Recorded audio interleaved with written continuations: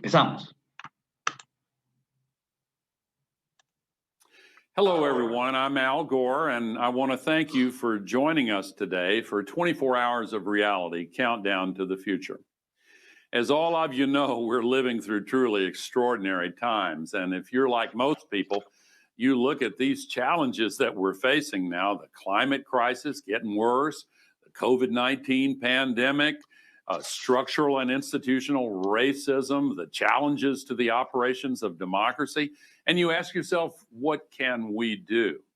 How do we overcome these truly existential threats that are connected? And how do we build together the sustainable future and the just and fair future that we want and deserve? Well, the presentation you're about to hear and the discussion you're about to join is about these questions. Your host is an incredible climate reality leader that I personally have worked with. And through their presentation, you'll learn the science behind the climate crisis and why it is having such a devastating impact on the ecological balance of our planet. You'll also learn how the climate crisis is connected to the COVID-19 pandemic and is connected to the broader injustices and inequities, not only in the U.S., where I'm located, but in places all around the planet. Just as important, you'll learn that we have the solutions, and you'll learn how we can work together to solve these crises, starting with a green recovery and with a just transition to clean energy and the technologies that can make our world better in every way. You'll learn what you personally can do to make a difference and to help us create the future that we want and that humanity deserves. So before I hand you back to your host, I want to say one other thing. Thank you for being a part of this global conversation. The truth of our circumstances is very clear. We have to solve the climate crisis, and we have the solutions we need today. I know that we can solve the climate crisis. We have the political will. You know it's a renewable resource, but it's really because of people like you who are ready to commit the time and energy and attention and stand up and fight for a better world. Because of you, I know that we will succeed. Thank you. Thank you. Hello, everyone. I'm Al Gore. Este es el tema que vamos a tratar ahora. Crisis climática. ¿Cómo lograr consensos para abordarla juntos? Mi nombre es Luis Orén, soy mediador profesional. Mi trabajo consiste en ayudar individuos, comunidades, organizaciones a promover negociaciones efectivas, crear consensos, colaborar y resolver conflictos. Trabajo con individuos, organizaciones, comunidades, empresas y gobiernos. Hay algunos ejemplos del trabajo que he realizado. Antes, yo solo veía el cambio climático como una fuente de conflictos. Disminución de acceso al agua, menos acceso a tierras, cambio en el uso de las tierras, sequías, inundaciones, deforestación. Y todo esto aumenta la competencia por los recursos y obviamente genera conflictos. Pero la pandemia ha demostrado que tan vulnerables que somos. Esta pandemia, el coronavirus, no es nada si nos damos cuenta de la verdadera crisis climática que vivimos hoy. Por eso yo hago esta presentación hoy y me importa este tema por mis hijos, por el futuro de mis hijos, por el futuro de la humanidad. Perú es uno de los países más vulnerables en el mundo al cambio climático. ¿Y qué vamos a hacer para sostener esta belleza? Las preguntas que vamos a abordar hoy son: ¿debemos cambiar? ¿Podemos cambiar? ¿Vamos a cambiar? ¿Y sabemos cómo hacerlo? Empecemos con la primera pregunta. ¿Debemos cambiar? Hay una capa muy fina que protege nuestro planeta y nos protege a todos nosotros. El problema es que cada 24 horas emitimos 152 millones de toneladas de contaminación causante del calentamiento global, producida por todos nosotros. Muchos conocen cuál es el fenómeno del calentamiento global, pero básicamente es la radiación solar pasa a través de la atmósfera en forma de ondas luminosas. La mayor parte de esta radiación es absorbida por la Tierra y obviamente la calienta, y parte de esta energía es radiada o reflejada por la Tierra de vuelta al espacio en forma de ondas infrarrojas. Pero parte de esta radiación infrarroja saliente que se va, queda atrapada en la atmósfera y calienta la Tierra. A medida que aumenta la concentración de los gases de efecto invernadero, de CO2, queda atrapada una mayor parte de la radiación infrarroja saliente. Son muchos las fuentes que generan este gas de efecto invernadero que hace que la Tierra se caliente.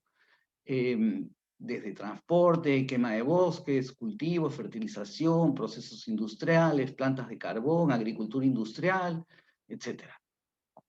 La principal fuente de calentamiento global es la quema de combustibles fósiles. Y ha habido una dramática desviación de la temperatura global de la superficie desde 1880, que es lo que tenemos registrado. De los 19 de los 20 años más calientes registrados han ocurrido desde el 2001. Pero los más calientes de todos han sido los últimos 5 años. Claro, esto pasa en el mundo. El 2019 fue el segundo año más cálido en la historia de la humanidad registrada desde 1880 según la NASA. Pero en el Perú, en enero de este año fue el mes más caluroso jamás registrado en el Perú, enero del 2020. Todos recordamos en la escuela cuando aprendimos sobre el ciclo hidrológico, la evaporación del agua, sube las nubes, hay precipitación, el agua regresa al mar, ¿no es cierto? A medida que las temperaturas aumentan, los océanos evaporan más humedad al cielo. El aire más cálido puede retener una cantidad mucho mayor de vapor. Y esto pasa que las lluvias se hacen más grandes y tenemos como bombas de agua. Todos recordarán que en el 2017, 94 peruanos murieron a causa de las inundaciones. Claro, efecto del Niño, pero que está exponencialmente hecho más grande y más dañino a causa de cambio climático. Muchas son las escenas que hemos visto en el Perú sobre estas inundaciones y todos los daños que causan, ¿no? Ciudades repletas de agua, tanto rural como urbanas, y cómo no recordar a Evangelina Chamorro Díaz, que emergió del lodo y sobrevivió a un huaico que fue arrastrada a más de 50 metros. Pero en Lima también hemos visto los efectos del cambio climático. Sedapal, que es la administradora de la prestación de agua en Lima, tuvo que cortar el suministro de agua y esto llevó a que los habitantes, los limeños, lleguen a colapsar los centros comerciales, los centros de abarrotes para obtener agua, porque no había agua. Este mismo calor adicional que evapora más agua del océano y causa inundaciones y lluvias torrenciales, así abundantes, también saca la humedad mucho más rápido del suelo, lo que causa sequías más prolongadas e intensas. Por ejemplo, en el sur del Perú genera pérdidas de cultivos, mortalidad pecuaria, proliferación de plagas, enfermedades, y esto causa pérdidas económicas a los agricultores, obviamente las fuentes de sus ingresos y pierden su principal fuente de alimento. Solo un ejemplo, en el Valle del Tambo tuvo pérdidas de siembra de arroz de 7.000 toneladas y esto significó 8 millones de soles en pérdidas, solo en el Valle del Tambo.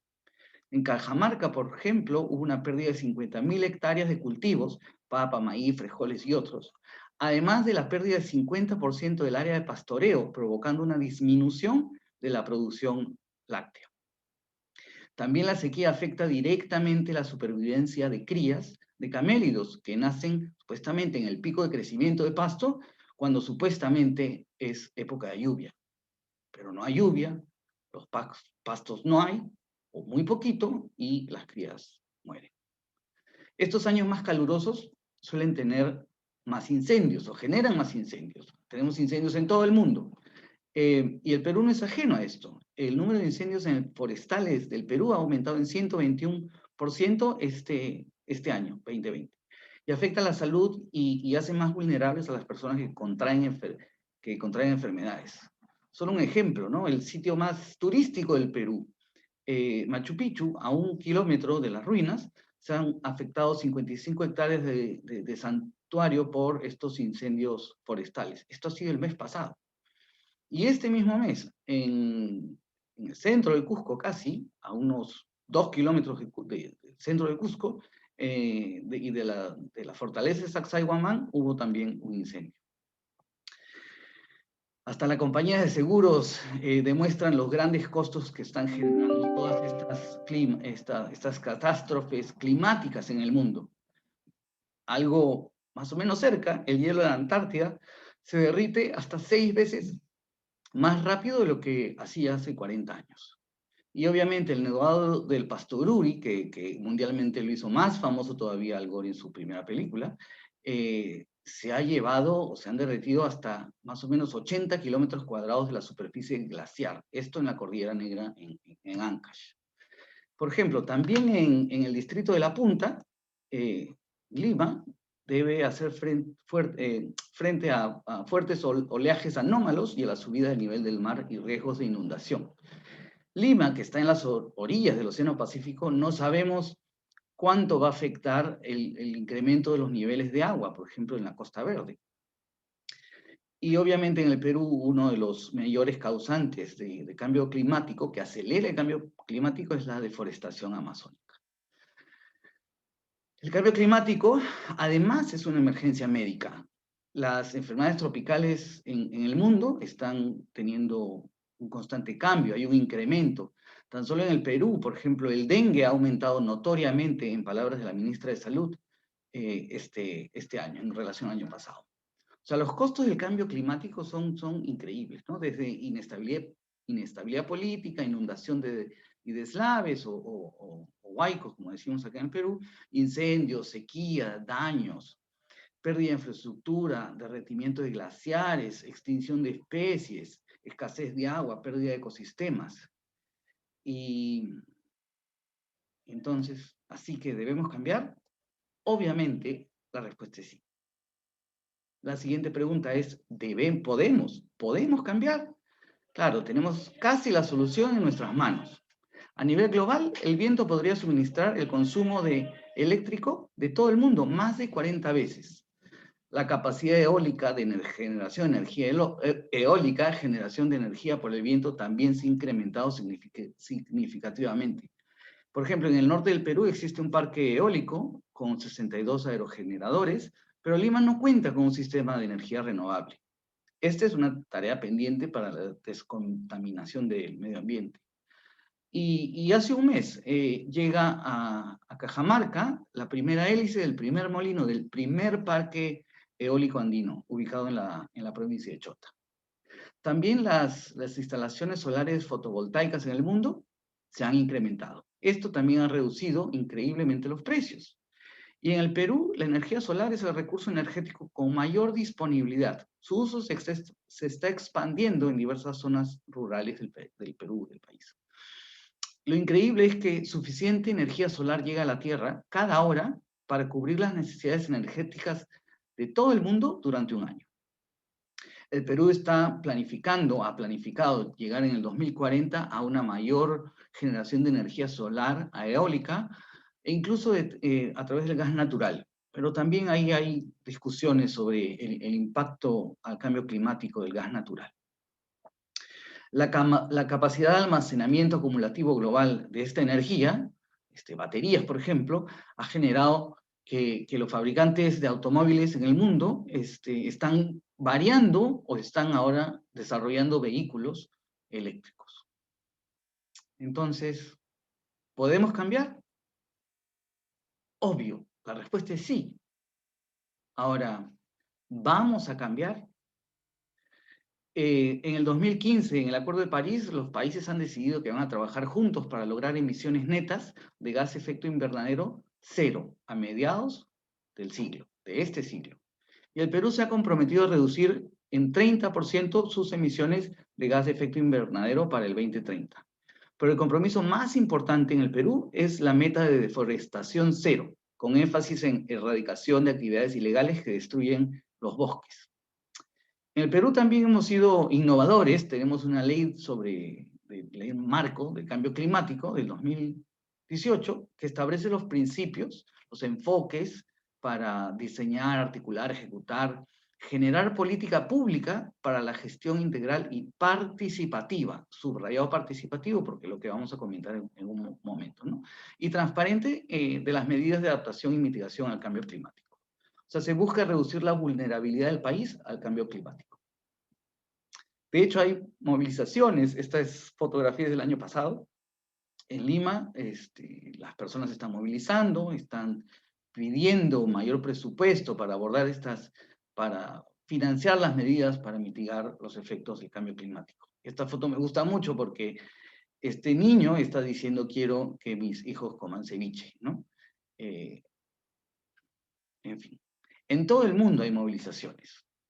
Ahora la pregunta es, claro, la gente se está movilizando y sale a la calle a protestar, pero ¿cómo hacemos para pasar de la movilización hacia planes de acción?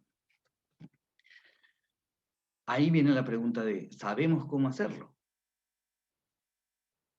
Claro, protestamos, salimos a las calles, jóvenes, niños, ancianos, todos salen porque están reconociendo y nos estamos dando cuenta que esto es una llamada de atención. Tenemos que hacer algo al respecto.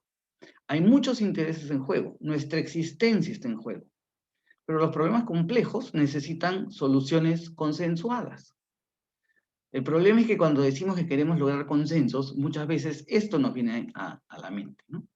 No es que terminemos necesariamente así en una mesa de diálogo, pero muchas veces esto es lo que tenemos, o la imagen que tenemos del otro, o cómo podríamos estar, o las ganas que tenemos, o cómo nos sentimos durante una conversación con múltiples partes. El problema es que no nos damos cuenta, o no caemos en cuenta, o no nos acordamos que tenemos perspectivas diferentes y vemos las cosas de manera diferente. Y el hecho de que yo tenga la razón no significa que el otro esté equivocado, porque puede ser que yo esté viendo una información y el otro no la está viendo. O incluso si vemos la misma información, la interpretación de esta información puede ser diferente. El problema es que cuando conversamos y tratamos de llegar a acuerdos, saltamos a conclusiones y hablamos sobre nuestras posiciones y nuestras demandas, en base a nuestros supuestos, a nuestros paradigmas, a nuestra forma de pensar. Y como dicen los teóricos de la negociación, somos máquinas reactivas y tenemos ese tema, esa trampa mental de pensar que yo tengo la razón y tú estás equivocado. O sea, no hacemos el esfuerzo para entender la manera como ambos vemos las cosas diferentes y cómo ambos interpretamos las cosas diferentes. Muchas veces no nos damos cuenta que interpretamos las cosas diferentes, pero las cosas las interpretamos diferentes porque todos somos diferentes. Hemos crecido algunos en la ciudad, otros en el mundo rural, hemos crecido en un barrio diferente, tenemos educación diferente, vamos a colegios diferentes, muchas cosas hacen que interpretemos las cosas. Vemos información, le atribuimos nuestros valores, nuestros intereses, nuestras expectativas, nuestros prejuicios y lo que asumimos y vemos el mundo, ¿no? Por ejemplo, a mí me gusta mucho esta fotografía porque la gallinita mira este cuadro con este ser humano con una pelota de fútbol, pero en su cabecita la gallinita pensará, claro, estos animales se reproducen así, porque cada uno juzga el mundo de acuerdo a su propia experiencia. Y esto hace que cuando conversemos, generalmente no escuchamos para entender al otro, sino escuchamos para refutar. Acuérdense que hemos dicho que pensamos que tenemos la razón y el otro está equivocado. Y queremos contradecir al otro. Entonces la pregunta es, ¿y entonces cómo dialogamos para lograr consensos, para abordar juntos esta crisis climática? Primero tenemos que cambiar nuestro pensamiento, nuestra forma de pensar o nuestro paradigma. Debemos pasar de ser acusatorios o jugar juego de culpas, tú tienes la culpa, tú hiciste esto, tú hiciste el otro, y atribuir responsabilidades a los otros. ¿Por qué no miramos para adelante y decir, oigan, tenemos una situación acá enfrente, veámonos como aliados en la solución de este problema y cómo hacemos para satisfacer las preocupaciones e intereses que tenemos? Este no es un juego para yo gano y tú pierdes. Acá tenemos que enfocarlo de una manera en que ganemos todos. O sea, no es yo contra ti, es nosotros contra este reto y desafío que es la crisis climática. Eso es nuestro comportamiento, nuestro pensamiento, pero también tenemos que cambiar nuestro comportamiento. Debemos actuar con respeto hacia el otro. Respeto en tratarnos de igual a igual, tratarlo al otro con mayor dignidad, no imponer las cosas y tratarnos con transparencia. Esa es la forma en que tenemos que construir relaciones de confianza para tener estas conversaciones abiertas y honestas sobre lo que de verdad nos preocupa. Y enfocarnos y hablar de los intereses, o sea, nuestras aspiraciones, preocupaciones, temores, deseos, necesidades, y no en posiciones. Hay una diferencia muy simple, si quieren, de cuál es la diferencia entre posiciones e intereses. Las posiciones son lo que uno reclama, lo que uno demanda, lo que uno exige. Los intereses son las necesidades, aspiraciones, preocupaciones, miedos, temores que tenemos. La posición responde a qué quieres y el interés responde a para qué quieres lo que dices que quieres. Un ejemplo muy común, conocido, que cuentan Roger Fisher y William Ury en su libro original, Sí, de acuerdo, es estos dos niños, ¿no? Que están discutiendo por una naranja, ¿no? Y la discusión es, oye, ¿tú qué quieres? Yo quiero la naranja, yo quiero la naranja, y empiezan a discutir por la naranja. Entonces llega la mamá muy sabia, corta la naranja por la mitad, toma tu mitad, ¿no? En realidad, medio o 50% satisfechos los niños, de una manera muy simple, ¿no? Pero la mamá podría haber preguntado, en lugar de preguntarle por su posición, podría haberles preguntado, hijitos, ayúdenme a entender para qué quieren lo que dicen que quieren. ¿Para qué quieres la naranja? Porque si la mamá les preguntaba, ¿para qué quieres la naranja? El niño le podría decir, mami, yo quiero la naranja para saborear la pulpa, el jugo de la pulpa, la fruta. Y la niña podría decir, mami, yo quiero preparar un postre con la cáscara de la naranja. Entonces, si conversáramos sobre los intereses, es más posible integrar estos intereses. Ah, se están peleando por la naranja. Si uno quiere el jugo y la fruta, puedo darte el 100% del jugo y la fruta, y a la niña podría darle el 100% de la cáscara de la naranja. Entonces, es posible, siendo creativos, satisfacer el 100% de los intereses de las partes. Mis colegas y amigos del Consensus Building Institute comparten esta metodología, ¿no? Del enfoque, la negociación, el involucramiento multiactor con beneficios mutuos, y comparten los principios básicos para tener un diálogo, para lograr consensos, es involucrar a las partes en la solución, en la generación de la solución. Es involucrémonos todos, participemos todos, trabajemos lado a lado para buscar la solución.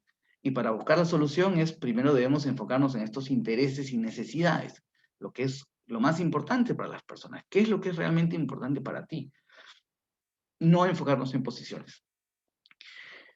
Para hacer esto, o a consecuencia de esto, debemos crear opciones creativas o soluciones creativas que generen ganancia mutua.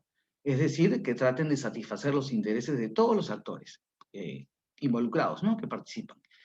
Y obviamente actuar de manera que genere confianza y que fortalezca la relación. Trato, transparencia, ¿no? Es clave respetar la dignidad del otro ser humano.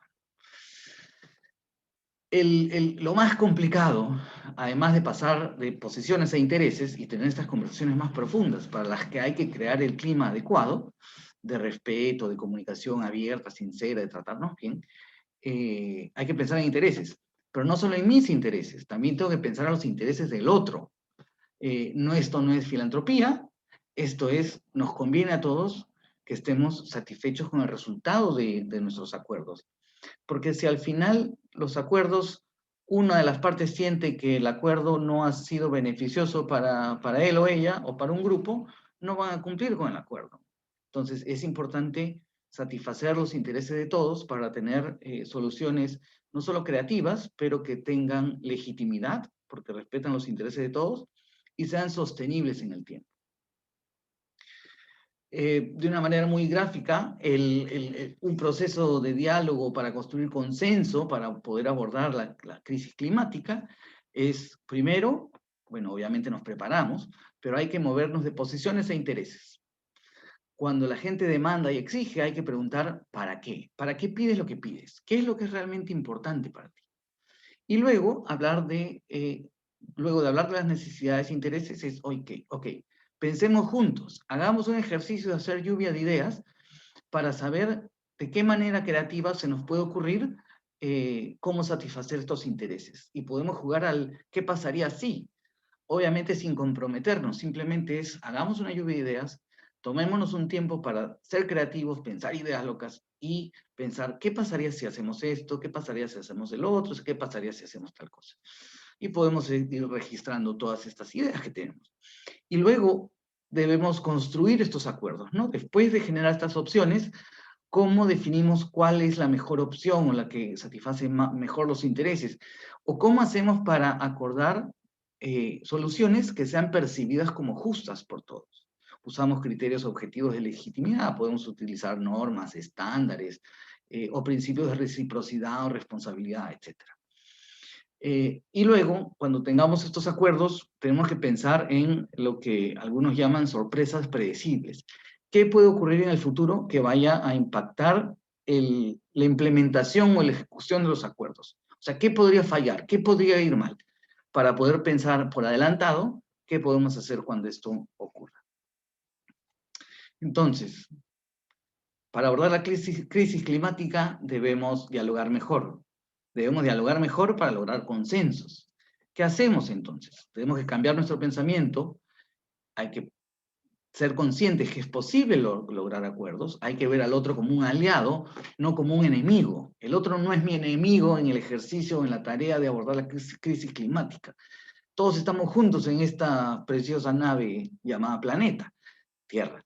O sea, veámonos el uno al otro como aliados para abordar esta crisis climática. Y hablemos o enfoquémonos sobre nuestros intereses, preocupaciones, aspiraciones, deseos, temores, etc. Y pensemos juntos en opciones creativas con beneficios para todos.